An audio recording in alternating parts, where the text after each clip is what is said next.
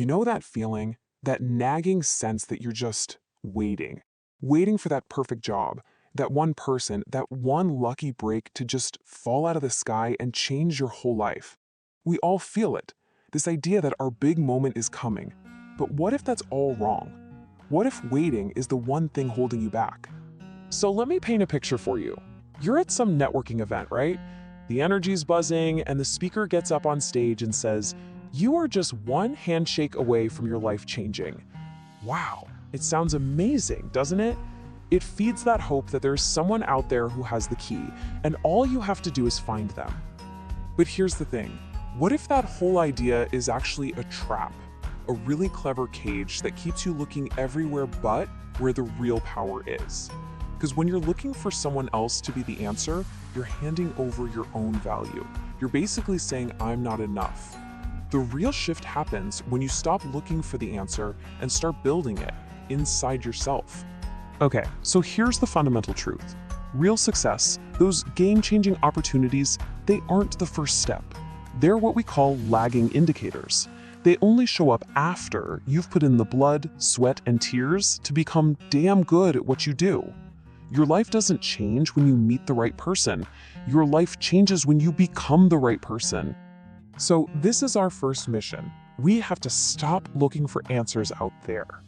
This is about taking the power back. It's about completely tearing down this idea that some other person holds the keys to your future and realizing that you've had the keys in your pocket this whole time. And how do we even start to do that? Well, it all begins with this powerful concept, your internal decoder. Just think of it like a lens or a filter that you see everything through. The world is just going to throw chaos and opportunity and setbacks at you. It's all just raw data. You are the one who writes the story about what it all means. See, here's the secret. Things that happen aren't inherently good or bad. They're just neutral. It's the story we tell ourselves, our interpretation, that gives them power. Imagine your social media account with years of your work gets hacked, gone. Of course, the first feeling is going to be pure rage. That's human. But the response? That's your choice. You can decode it as "I'm ruined," or you can decode it as "This is a brutal but powerful lesson in not being fragile." You're in control of the narrative. And when you start thinking this way, difficulty itself completely changes. What if all the struggles, all the setbacks, aren't actually interruptions in your story? What if they're essential notes in the symphony of your life? Those tough times, the low points, they're not mistakes. They're crucial pieces of the final masterpiece. It's all about contrast, isn't it? In music, without the quiet, low notes, the big, soaring high notes just wouldn't hit the same. The struggle is exactly what gives the victory its meaning. The resistance you face on the journey is precisely what builds the strength you need to reach that powerful crescendo. I love this analogy. Think about going for a long run. On the way out, you've got this awesome tailwind pushing you. It feels effortless, but in the back of your mind, you know that on the way home, that same wind is going to be a headwind right in your face. It's going to be an obstacle. Or is it? When you finally turn around, you're tired, you're sweating, and you can choose to decode that wind differently. It's not just resistance anymore. It's the very breeze that's cooling you down, helping you finish. You just turned a problem into your support system. Now, having a powerful mindset is the engine, but an engine sitting in a garage goes nowhere. It's not enough to think differently, we have to start acting differently. And that brings us to the raw, unglamorous discipline of execution. This is the art of just showing up. The road to becoming truly great at anything is really built on three things. First, consistency. This one is simple. It's non-negotiable. You show up, especially on the days you feel like garbage. Second, adaptation. This means you have to be your own biggest fan for getting the work done, but also your own harshest critic, constantly asking, is this working? How can I make it better? And finally, number three, boldness. This is about having the guts to ask more of yourself, to push a little harder, to give a little more than you thought you could. And the secret to consistency? It's all about simplicity. We get so paralyzed trying to build the perfect, most complicated plan ever. Forget that. Winning is about starting. You have to create a ridiculously low barrier to entry for yourself. You want to start running in the morning? Just put your shoes right next to your bed. That's it. Make it easier to do the thing than to not do it. Start now with what you have. You can improve along the way. So, you've shifted your mindset. You've committed to showing up. This all leads to the final and maybe most important piece of the puzzle. You have to learn to trust your own game. This is about a radical, almost obsessive focus on your path and your strategy, while learning to ignore the distracting noise of what everybody else is doing. Imagine you're in an X throwing competition. Your game is simple. Hit the bullseye. Over and over. You're consistent, you're racking up points, you're winning. Then you see your competitor hit one of those tiny high-risk blue dots for double points. Instantly, you feel that temptation, that pull to change your strategy and chase what they just did. Don't. You trust your game. Let them go for the flashy, high-risk moves. Your victory is built on consistency. Don't let their game derail yours. You know, there's that great line from Alice in Wonderland that says it all. If you don't care where you go, any road will take you there. It's so true. If you don't have your own North Star, your own definition of what winning looks like for you, you'll just wander around chasing whatever looks shiny. You have to know what you're aiming for. That's what lets you stay locked in on your bullseye, not someone else's. So in the end, everything we've talked about, it all comes back to you. This moment right now, this isn't the final chapter. This is the starting line. Every single day is a new chance to write the story, to aim a little higher, to become the very answer you've been looking for. That power was never out there somewhere, it's been in you the whole time. So the only question that really matters now is, what are you going to build with it? Have you ever had one of those moments? You know, you're on a roll, everything is clicking, firing on all cylinders, and then something small, almost insignificant, knocks you off course.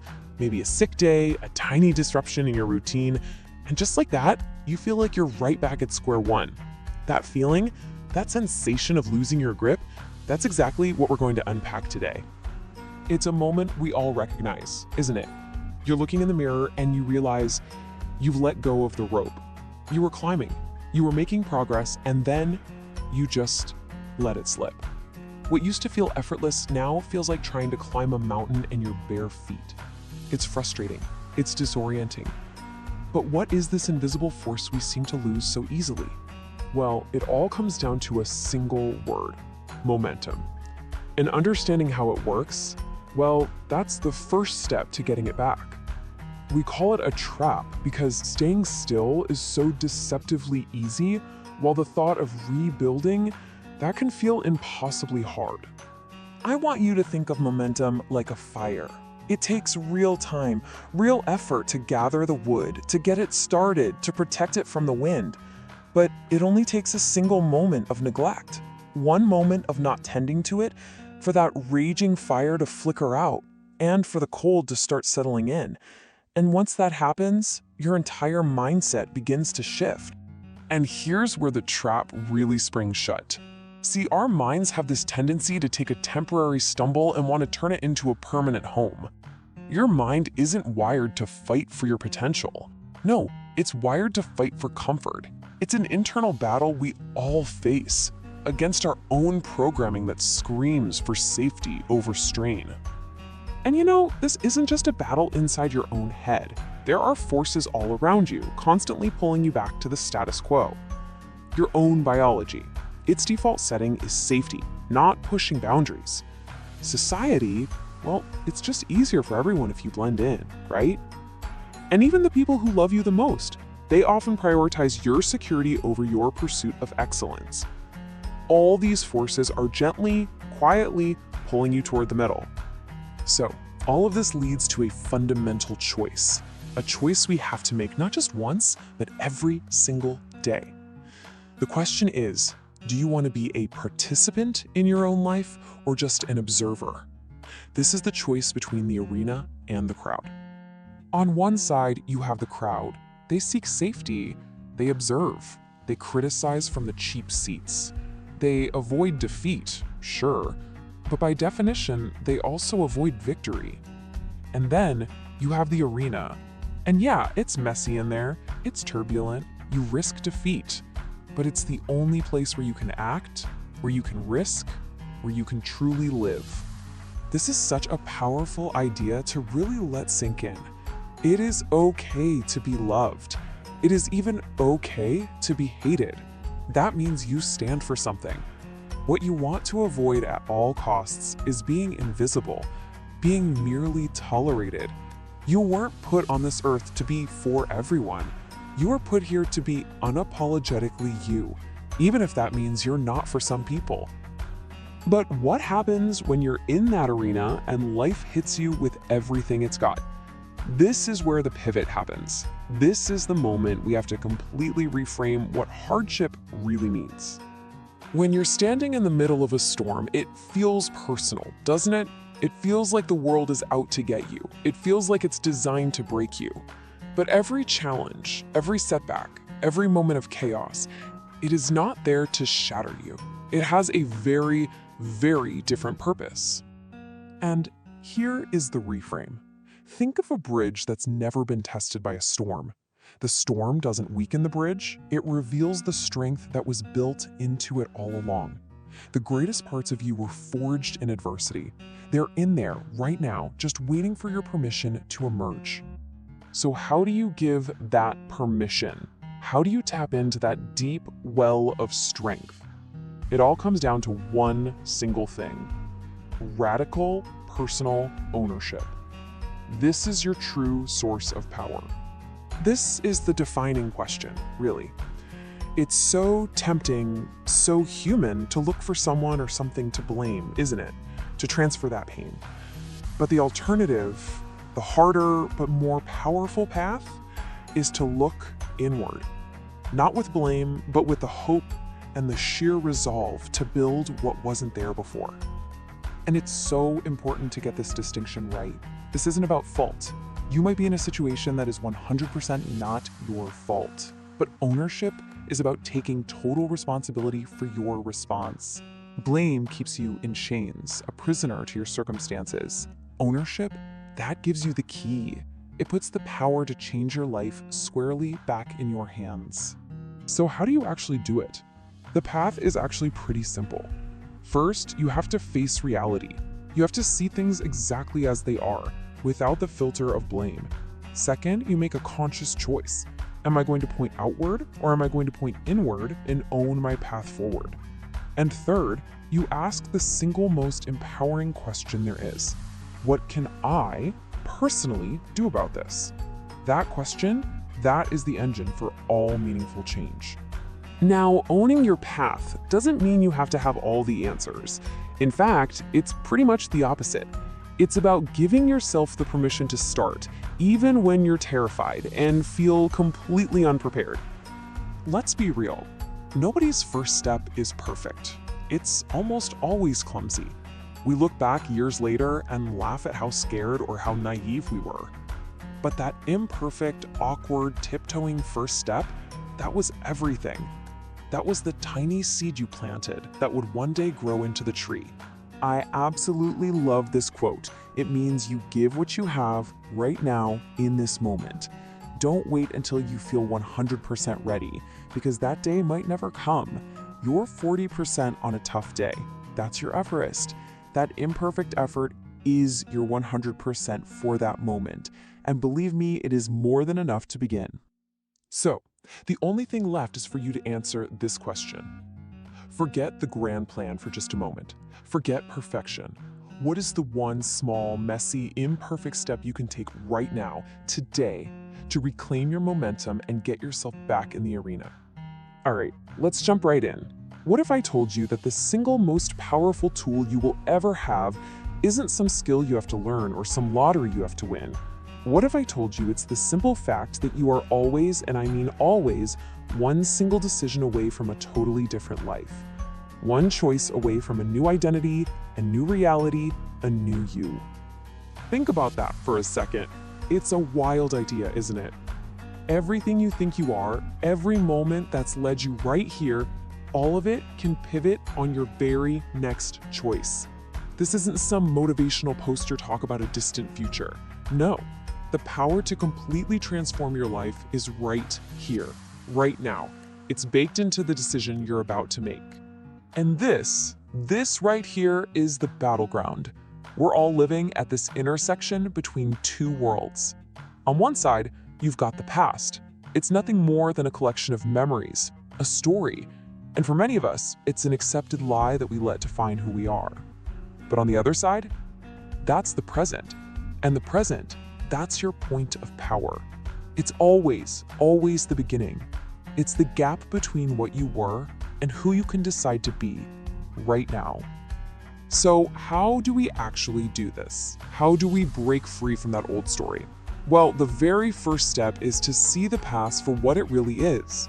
Just an illusion we've been agreeing to believe. And our job is to shatter it. I love this analogy because it's so powerful. Picture a full-grown elephant, this massive, incredible creature being held in place by a tiny little rope tied to a plastic lawn chair. It makes no sense, right? Why doesn't it just walk away? Well, because when it was a baby, that same rope was strong enough to hold it. It learned a limitation, accepted it as a permanent truth, and then it never ever questioned it again. You see, the rope isn't what's holding us back. It's our belief in the rope. It's our acceptance of a lie. And we do this to ourselves constantly. We build these entire identities based on old, outdated data. You say, oh, I'm not a morning person. Really? Or did you just used to stay up too late? I'm about student. Or did you fail a math test 10 years ago? We cling to these labels. It's like wearing a raincoat for the rest of your life just because it rained one Tuesday. The sun is out now. It's time to take off the coat. So I'm going to ask you to pause and really think about this. What are the stories you tell yourself? What are the narratives about who you are that you've just accepted as fact? Because the moment you identify them, the moment you realize they're just stories, that's a superpower. That's the moment you finally see the rope for what it is. Okay, so once you've cut that rope to the past, you're left with a blank page. And this is where it gets really exciting, because now you get to be the author. You get to write your new identity from scratch. We have this idea that identity is this fixed, solid thing we're handed at birth. It's not at all. Identity is simply the story you choose to live out day by day. It's an active role you decide to play. You become a doer of specific things by doing those things. It's a really simple feedback loop when you think about it. The identity you adopt directly fuels your actions. If you decide you're a writer, guess what? You're gonna write. If you see yourself as a runner, you're gonna run, and it works both ways. People who see themselves as small and insignificant tend to do small things, but people who see themselves as capable, as powerful, they go out and do big things. The world just becomes a mirror, reflecting back the story you're telling yourself. And that's really the bottom line, isn't it? We go as far as we allow ourselves to go. We accomplish what we allow ourselves to accomplish. We're so busy analyzing all the external roadblocks, all the reasons we can't get where we want to be, that we don't realize we set our own finish line long before the race even started. Okay, so theory is great, but let's get practical. How do we actually start making this change happen in the real world? It all comes down to a really simple but profound idea: moving the one rock. Most of us think that to change our lives, we need to add more things. More willpower, more time, more money, but usually that's not it. Real change isn't about what you need to add, it's about what you need to remove. There's typically one single obstacle, one big rock that's blocking your entire path. I had a friend who wanted to work out but couldn't because he had a toddler. The rock wasn't not enough time, it was no childcare. So he found a gym with a daycare. He didn't magically add more hours to his day, he just moved the one rock that was in his way. So here's your game plan. It's a 3-step process. First, you have to identify it. Be brutally honest with yourself. What is the one real thing standing in your way? Second, simplify. Our minds love to make these things into giant, complex monsters. Break it down to its simplest core. And third, initiate. Take one small physical action to start moving it. You don't have to solve it all today. You just have to nudge the first domino. Because that's the real secret here. The point of moving that first rock isn't to fix everything at once. The goal is to manufacture momentum. As human beings, we are literally wired to be energized by progress. That feeling of moving forward, even just a little bit, is the fuel that makes the rest of the journey feel not just possible, but inevitable. All right, let's bring this all home. When you combine this incredible power of decision with a newly authored identity and that focused action of moving the one rock, you stop playing a game of chance. You start creating your own odds. I mean, look at the difference here. On one side, you have the lottery mindset. This is passive. It's about hoping your number gets called, hoping someone picks you. It's giving up all your control. But then you have the creator mindset. This is about realizing that in life, success is not a lottery. You don't wait to get picked, you pick yourself. You take control and you start creating your own probability of success with every single action you take. So forget all the statistics you hear about how hard something is. The only odds that should ever matter to you are the odds that you will keep going. And those odds, they have to be 100%. The moment you truly trust yourself to find a way no matter what, you gain an insane advantage over everyone else who's focused on all the reasons why they can't. Think about this. The next time you hear that something is difficult or unlikely, don't hear it as a warning sign to stop. See it for what it truly is. It's just a measurement. It's an indicator of how many people will give up before they get there. It's a test of your commitment. And if you decide that your goal is worth it, then suddenly that word difficult isn't your enemy, it's your ally. It's just filtering out everyone who isn't as serious as you are. So we end where we began. If your life is a story and you are its author, then the only real tragedy is refusing to pick up the pen. The book is open.